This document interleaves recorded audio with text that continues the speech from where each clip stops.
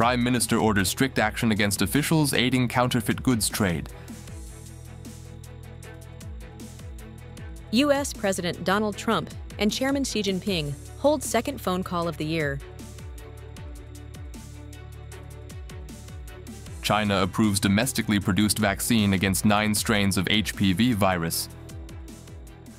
Hello, so good to see you again in today's news. And now let's get started. The Prime Minister has issued an official directive urging authorities to intensify efforts against the smuggling and counterfeit goods production, with a firm stance to strictly punish officials who collude with criminals, emphasizing no safe zones, no exception. According to the directive, the Prime Minister ordered strict handling of officials, civil servants, and officers who collude with or cover up for counterfeit goods criminals with a no safe zones, no exceptions policy.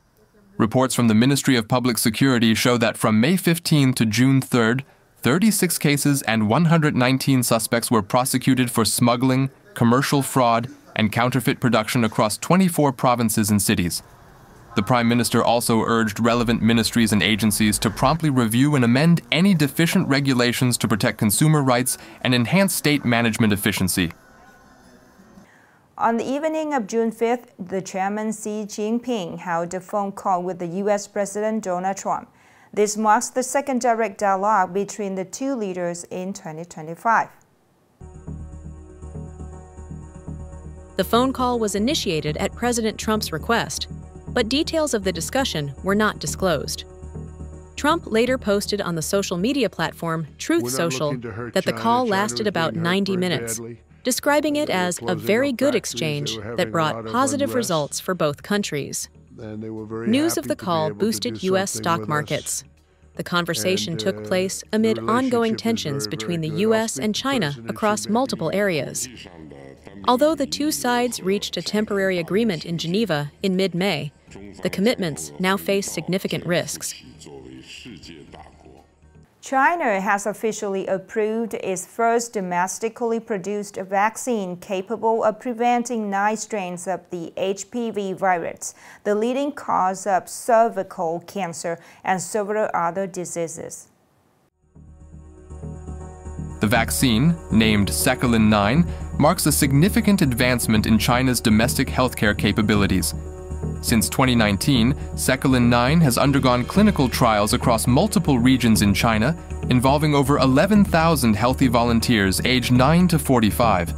Results showed the vaccine provides over 98% protection against 9 HPV strains and 100% effectiveness in preventing cervical infections. Regarding dosage, the vaccine requires 2 shots for girls aged 9 to 17, while women aged 18 to 26 need 3 doses to achieve full immune response. Upcoming are some updated news. According to the Management Board of Southeast Economic Zones, all 6 industrial zones currently operating in Nghệ An province are equipped with centralized wastewater treatment systems meeting environmental standards. With a total capacity of nearly 24,000 cubic meters per day and night. Among them, V-Ship Nghệ An 1 and Hoang Mai 1 industrial zones each have a capacity of 6,000 cubic meters per day and night. Hoa Nghệ An 1 industrial zone achieves a total capacity of 7,200 cubic meters per day and night through 2 phases. The remaining zones, including Bac Vinh, Nam Cam, and Dong Hoi, also operate standard-compliant treatment systems, contributing to sustainable development and pollution reduction in the province's industrial zones.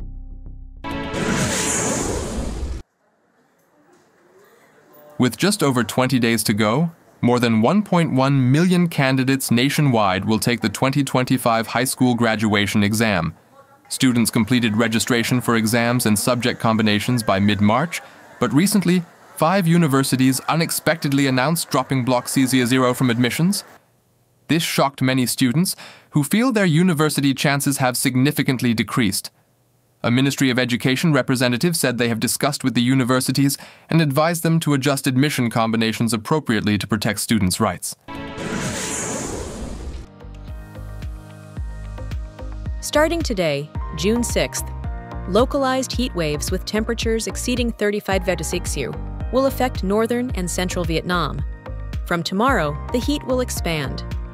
On June 7th, widespread heat is expected across the plains and midlands of northern Vietnam and from Thanh Hoa to Truyen.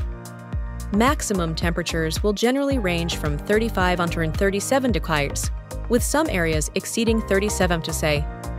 The heat wave in northern Vietnam will last for 2 days, June 7th to 8th, while in central Vietnam, it will continue until June 9th. This heat wave is short-lived and not severe.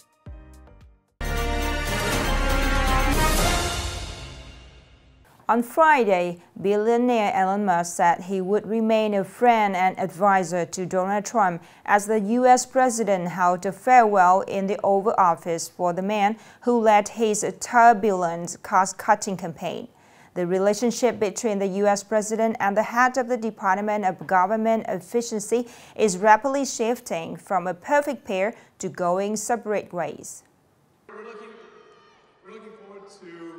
Images of tech billionaire Elon Musk dancing at President Donald Trump's campaign rally last October and at his inauguration earlier this year have quickly been replaced by sharp criticisms targeting both the individual and his agenda. The relationship between Trump and Musk deteriorated rapidly after the tech mogul repeatedly condemned the massive and grand bill championed by the Republican Party. I'm sorry, but I just can't stand it anymore. This massive, outrageous, pork-filled congressional spending bill is a disgusting abomination. Shame on those who voted for it. You know you did wrong. You know it.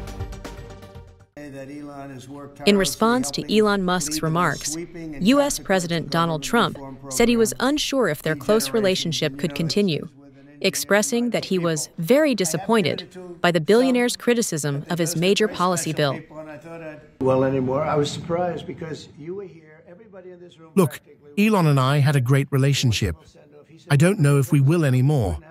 I was surprised because you were here, everybody in this room practically was here, as we had a wonderful send-off. He said wonderful things about me. You couldn't have nicer, said the best things. I'm very disappointed in Elon. I've helped Elon a lot.